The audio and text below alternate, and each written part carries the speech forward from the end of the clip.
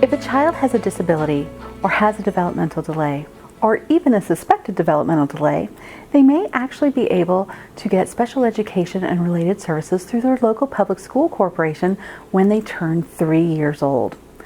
If you suspect your child may have a disability or may have a developmental delay, you can contact your local school corporation and ask for an initial educational evaluation to see if your child may qualify for services and supports.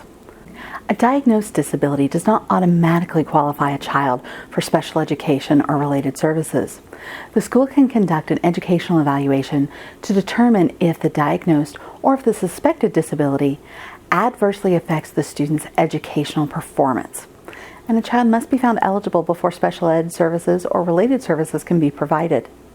A child may be eligible for special education services if they have one of the following disabilities: an autism spectrum disorder, blind or low vision, a cognitive disability, a developmental delay in early childhood, deaf-blind, deaf or hard of hearing, emotional disability, a learning disability, multiple disabilities, a specific learning disability, a traumatic brain injury, a language or speech impairment, other health impairment, or an orthopedic impairment. Special education refers to individual educational and related services for students with disabilities or significant delays. To determine what educational and related services a student will receive, a case conference committee will convene to develop an individualized education plan. The case conference committee will include school personnel, including teachers, potential therapists, administrators, but it also includes the parents who have an equal say in the case conference committee. And together, they'll develop an individualized education program. That's called an IEP. An IEP describes what types of accommodations, modifications, special education, and related services a student will receive. The IEP must be reviewed and updated by the case conference committee at least once a year, and parents may request a case conference committee at any time to address any of the student's needs. They don't have to wait until the annual case review.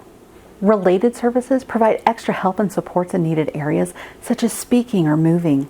Related services can include, but certainly aren't limited to, speech and language services, audiology services, interpreting services, even psychological services, physical or occupational therapy, recreation, counseling services, orientation and mobility services, medical services for diagnosis or evaluation, school health and school nurse services, social work services in the school, and even parent counseling and training and transportation services.